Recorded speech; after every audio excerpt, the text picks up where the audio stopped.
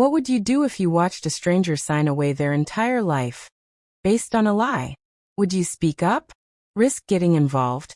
Most people wouldn't. They'd look away, mind their own business. But one woman couldn't stay silent. And what she saw in those papers wasn't just a mistake. It was sabotage. This story will shock you, move you, and prove that sometimes the people who save us are the ones we never see coming. Stay till the end, because the truth behind this bankruptcy will leave you speechless. Welcome to Heartline Story Channel.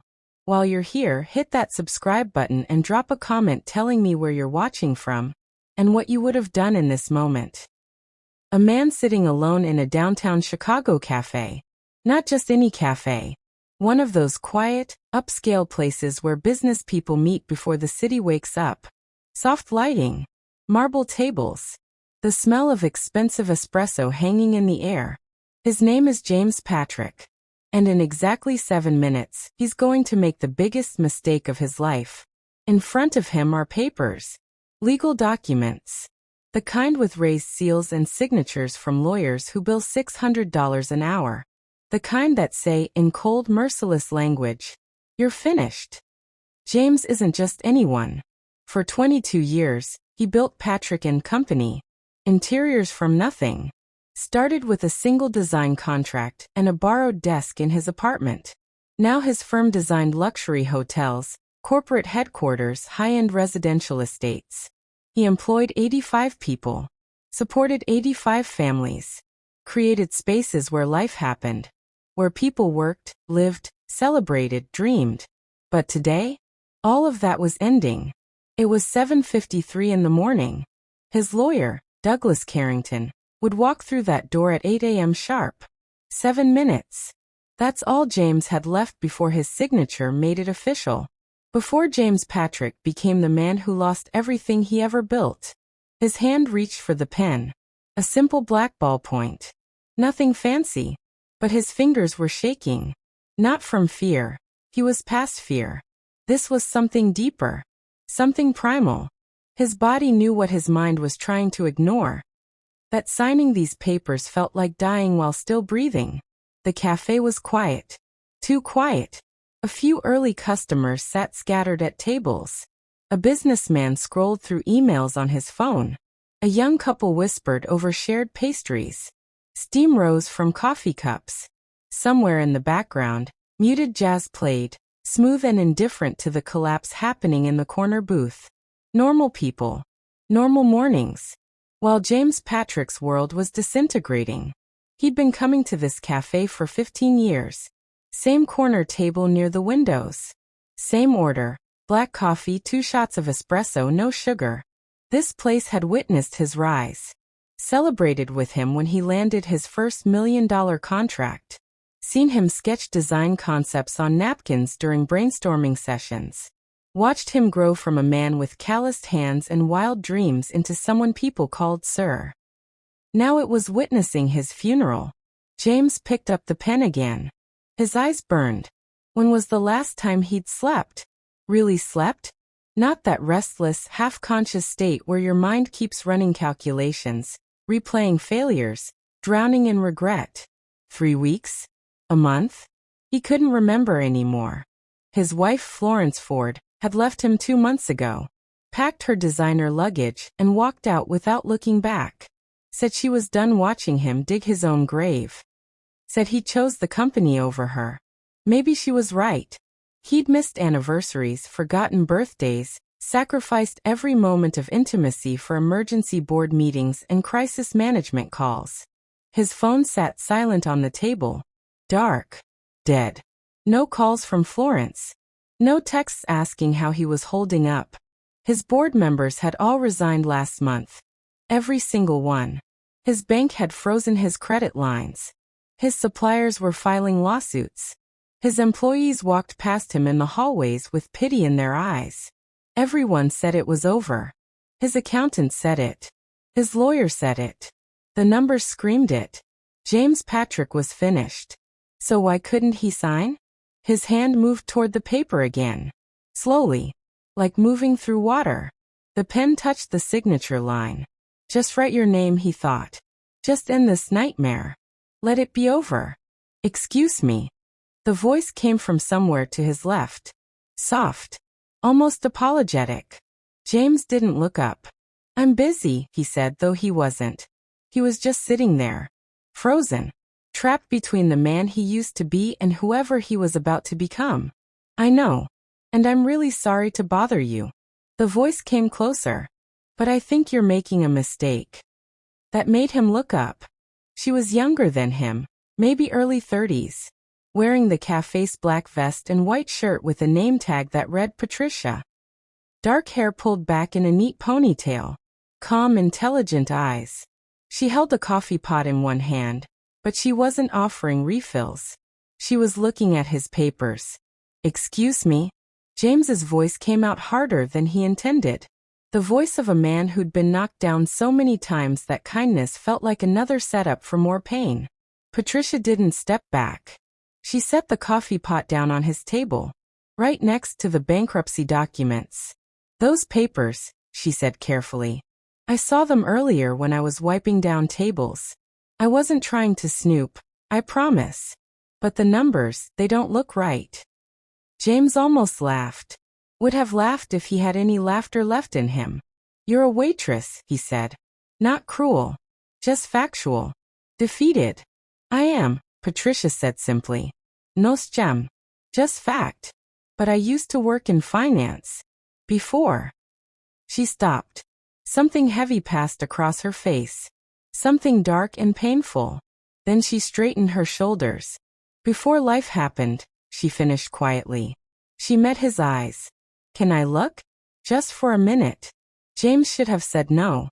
Should have told her to mind her own business. Go back to pouring coffee and clearing plates. This was his failure. His private disaster. Not a spectacle for strangers who felt sorry for him. But something in her voice stopped him. That quiet certainty. That look in her eyes that said she wasn't asking out of pity. She was asking because she genuinely believed she could help. And God help him. James Patrick was desperate enough to let her try. You have 5 minutes, he said, sliding the papers across the table. Then my lawyer gets here. And this becomes real. Patricia sat down in the booth across from him. She pulled the documents close. Her eyes started moving. Fast. Scanning columns of numbers, legal terminology, financial projections that had taken James's legal team months to compile. He watched her face, waiting for the moment she'd realize she was in over her head. Waiting for the embarrassed smile. The apology. The quick exit. But Patricia's expression changed. Her eyes narrowed. Her finger stopped on something near the middle of the 3rd page. Wait, she said softly. Her voice was different now. Sharper. More focused. This doesn't make sense. And just like that, with 2 minutes left before everything ended, James Patrick felt the first flicker of something he thought had died weeks ago. Hope. This structure mirrors the competitor's flow, while making your story completely unique and original.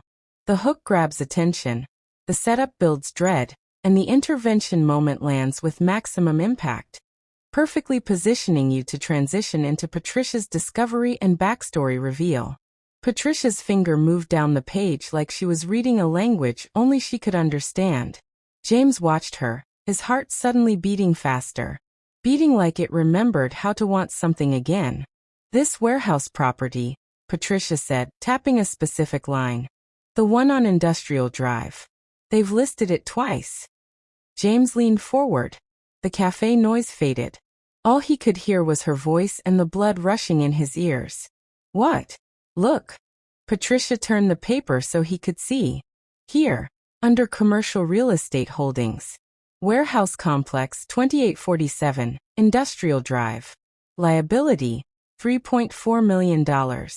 And here, her finger moved down 3 sections. Under Business Asset Depreciation. Same address.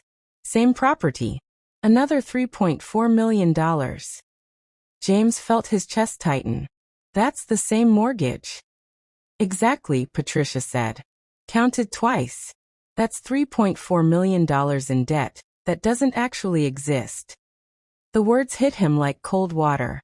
James's mind started racing, pulling up details he'd been too exhausted to think about clearly. The warehouse. He'd bought it 9 years ago. Renovated it. Leased sections to small manufacturing businesses. The mortgage had been restructured twice, different banks, different terms, but it was one property. His lawyers had compiled documents from a dozen sources. Nobody had cross-checked. Nobody had noticed. Patricia wasn't finished. She flipped to another page, her movements no longer hesitant. This was someone who knew exactly what she was doing. These entity registration numbers, she said, pointing to a column of codes. They're misaligned. This one yen 447B. That's your original LLC. But this one below it, yen 447C, that's a subsidiary you dissolved 3 years ago. They're still counting liabilities against a company that doesn't exist anymore. James felt something crack open inside his chest. Not breaking apart, breaking open. And this, Patricia continued, her voice gaining confidence. Your operational expenses for Q3. They're dated for last year, but the fiscal codes are from this year's system. Someone copied old data into new projections. These numbers are completely outdated. Who are you? James breathed. Patricia looked up. For just a moment, her professional mask slipped. He saw pain there. Deep, scarring pain. Someone who used to read numbers for a living, she said quietly. Before my life fell apart. She held his gaze. Mr. Patrick, don't sign anything. Not yet. Not until every single number in this filing has been verified. James stared at her.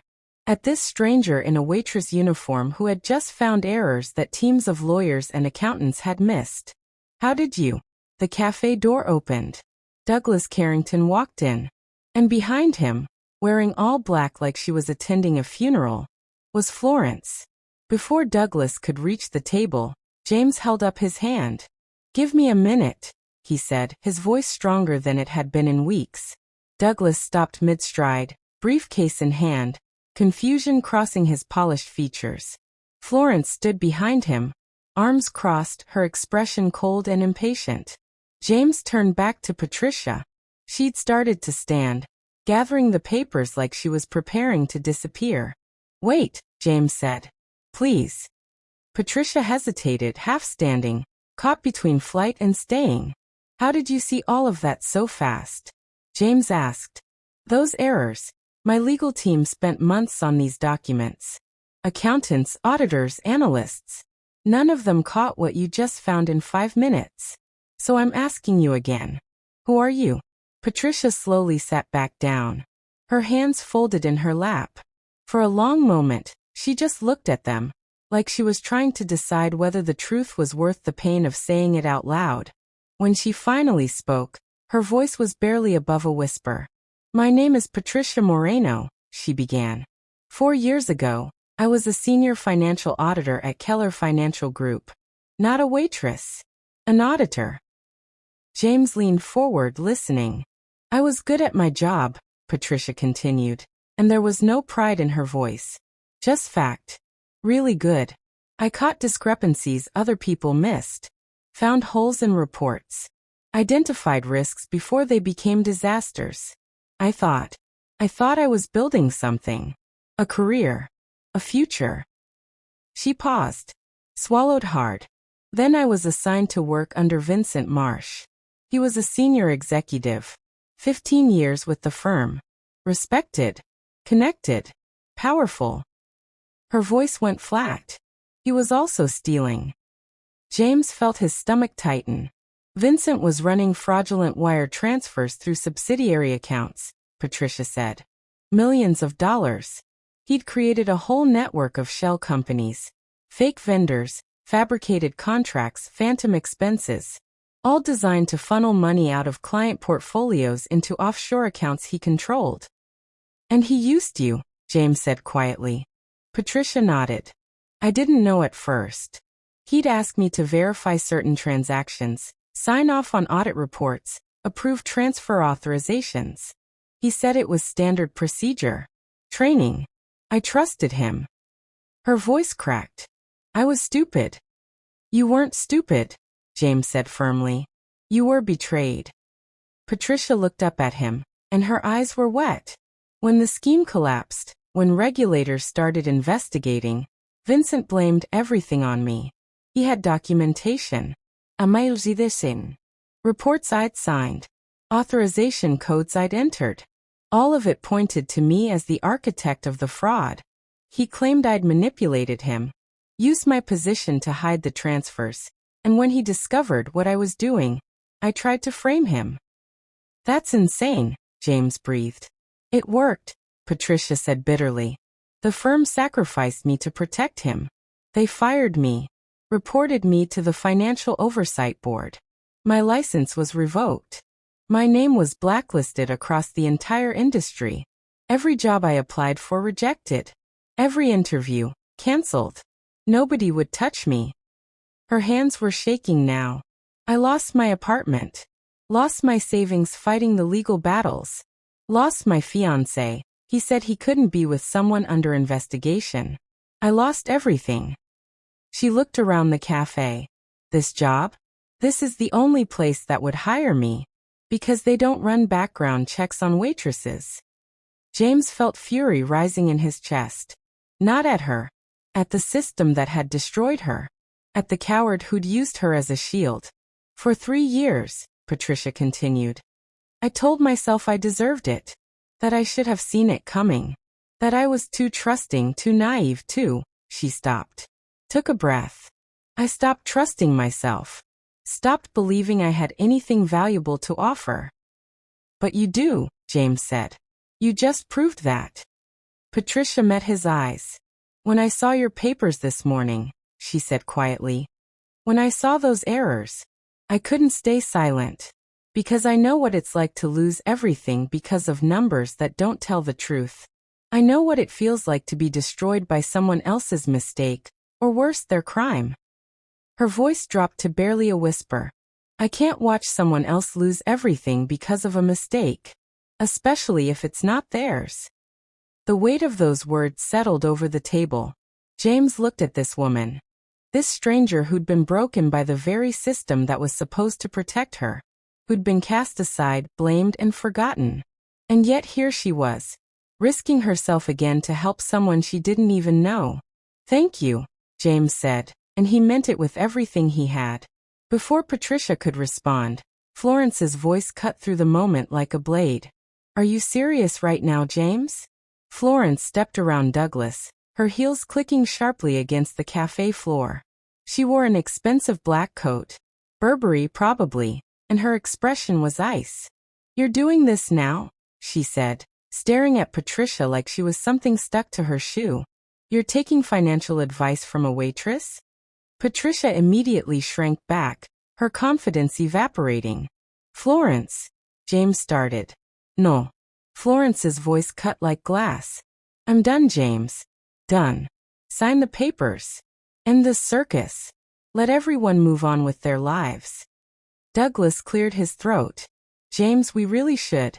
She found errors, James interrupted, his voice rising. He stood up, squaring his shoulders. Big ones. Major discrepancies.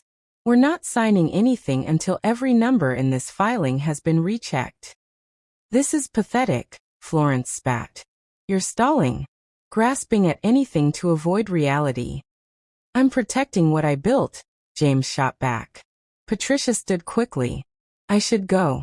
I'm sorry, I shouldn't have. Stay. James's hand caught her wrist gently but firmly. He looked at Douglas. Review what she found. Right now. Douglas sighed, irritated, but picked up the documents Patricia had marked. His eyes scanned the pages. Once. Twice. His face changed. The color drained. His jaw tightened. What? Florence demanded. Douglas looked up slowly, his professional composure cracking. She's right, he whispered. The cafe went silent. Florence's mouth opened, then closed. Douglas set the papers down carefully, like they might explode. These numbers are wrong. Seriously wrong. He looked at James. We need to open a full review. Immediately. Florence's face flushed crimson. Without another word, she turned and stormed out, the door slamming behind her. James exhaled slowly. Where do we start? The cafe owner, a quiet man named Marco, gave them the back office without question. Within an hour, the small room transformed into a war zone. 2 auditors arrived, wheeling heavy briefcases. James' CFO, Thomas Wright, rushed in looking pale and terrified, sweat beading on his forehead. Legal assistants hauled in laptops, printers, and stacks of boxes filled with financial records. The air grew thick with tension and the smell of overheating electronics. Patricia sat quietly in the corner, hands folded, trying to disappear. Douglas was the one who changed that. Miss Moreno, he said, looking up from a pile of documents. We need you to walk us through everything you found. Every single error. Patricia hesitated, then stood. She approached the table slowly, like she was approaching a ledge. Then she began. Page by page. Line by line. Her voice was steady, clinical, precise. Her memory was frighteningly sharp. She recalled exact document numbers, specific line items, cross-referenced codes without hesitation. The errors mounted. A duplicated warehouse liability. $3.4 million counted twice. Misaligned entity numbers from a dissolved subsidiary. Outdated asset valuations. Properties assessed at 2019 values despite significant appreciation. A paid-off equipment loan still listed as outstanding debt. A $6 million contract for the Riverside Complex project, completely missing from revenue projections.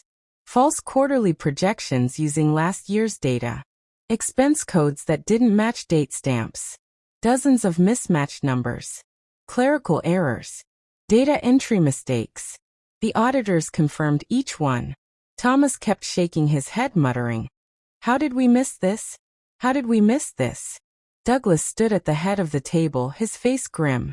Finally, one of the auditors, a stern woman named Dr. Elaine Cross, removed her glasses and looked directly at James. "Mr. Patrick," she said quietly, "this bankruptcy filing is fundamentally flawed. If you'd signed this, you would have destroyed a solvent company." 2 hours into the review, Dr. Cross stopped mid-calculation.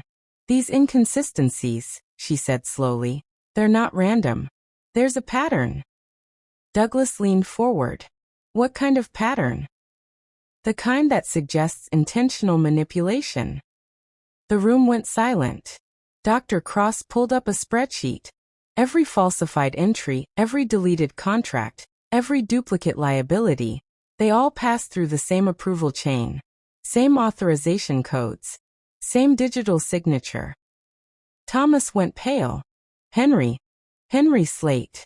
Douglas asked sharply. "Senior financial officer," James said, his voice hollow. "I've known him for 12 years. He was one of my first hires." Dr. Cross turned her laptop screen toward the room. "Henry Slate authorized 87% of the erroneous entries in this bankruptcy filing.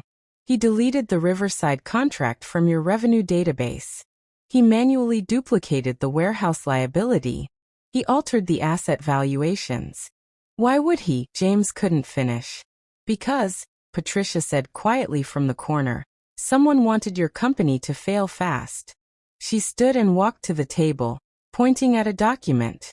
"Look at this liquidation clause. If the bankruptcy goes through, all assets get sold within 60 days at fair market value, which these false numbers artificially deflated. Someone could buy everything for pennies on the dollar." Douglas was already typing furiously on his phone. "Henry incorporated a shell company 3 months ago. Slate Acquisitions LLC." James felt like he'd been punched. The door burst open. Henry Slate stood there, breathing hard, eyes wild. "You can't do this," he snarled. "Those numbers are final." "They're fraudulent," Dr. Cross said coldly.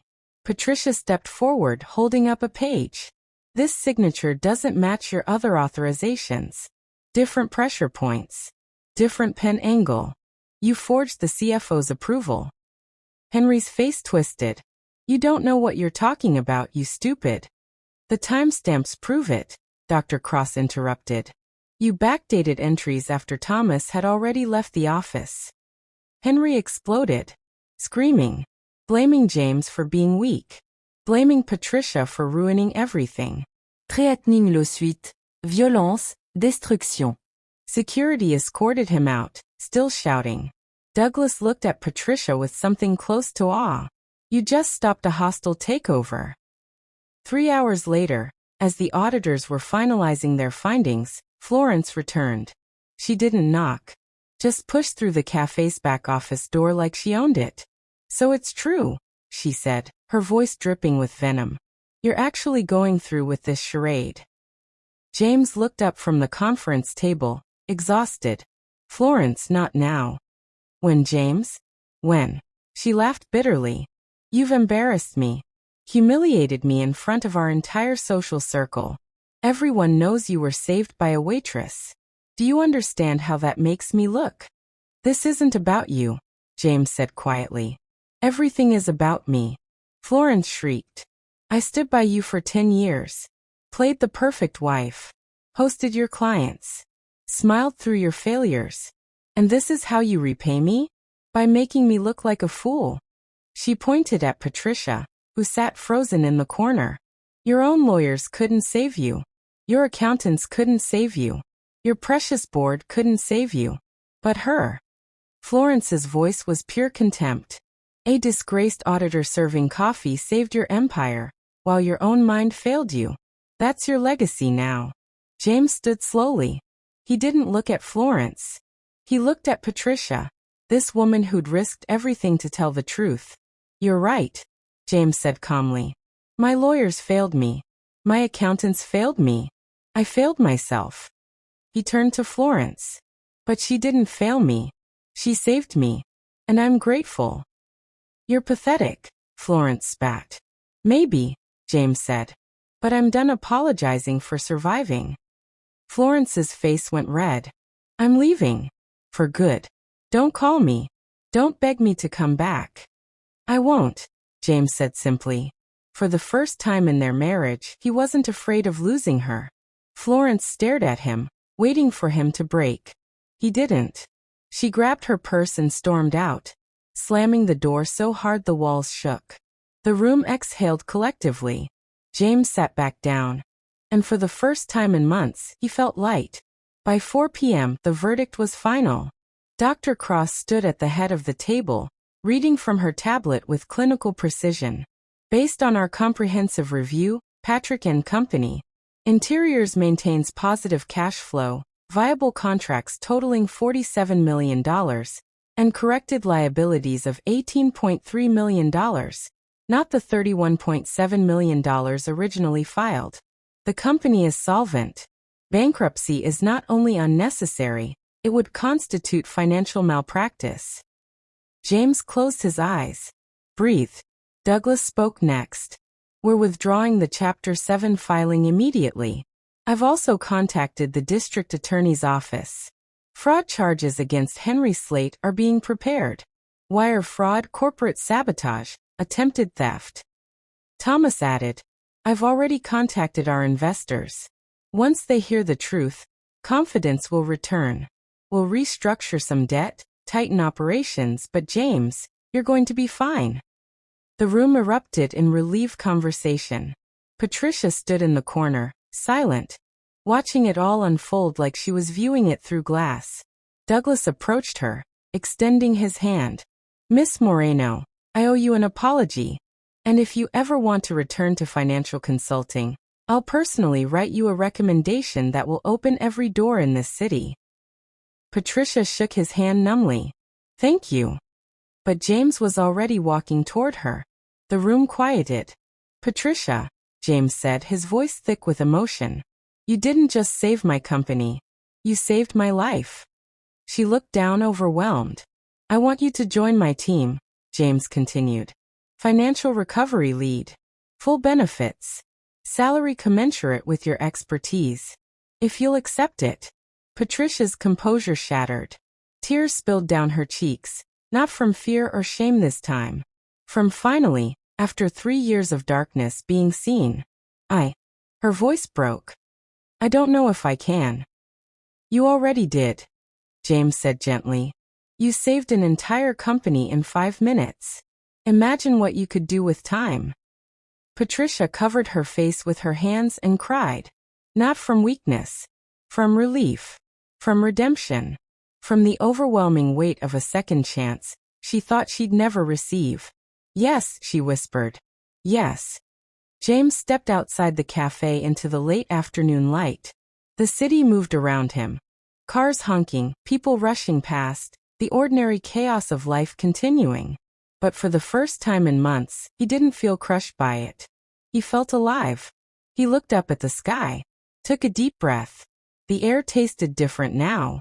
Cleaner. Lighter. His phone felt heavy in his hand. There was one call he'd been avoiding. One voice he couldn't bear to disappoint. His mother. James scrolled to her contact. His finger hovered over her name. Then he pressed call. It rang once. Twice. James. Her voice cracked immediately. Baby, is it over? Did you? Mom, James said, and his voice broke. I'm okay. The company's okay. We're going to be okay. Silence. Then a sound that shattered him. His mother weeping with relief. I thought I lost you, she whispered. I thought you were gone. I almost was, James admitted. But someone stopped me. Someone saw what I couldn't see. Thank God, his mother breathed. Thank God. They talked for 20 minutes. About hope.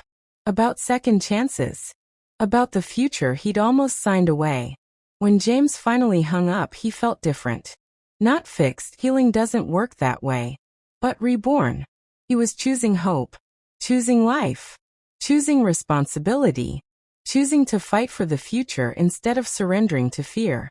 Across the street, through the cafe window, Patricia watched him. She was smiling. Really smiling. For the first time in 3 years. 2 lives changed at 8 a.m. Not by fate. Not by luck. But because a sharp-eyed waitress with a painful past dared to speak 6 words. Sir, don't sign that. Something's wrong. And sometimes, that's all it takes. One voice. One moment.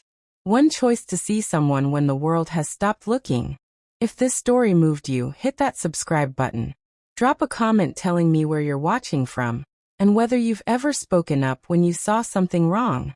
Because Patricia's courage didn't just save James. It reminds us all that we have the power to change someone's life with nothing more than the truth. Thanks for watching. I'll see you in the next story.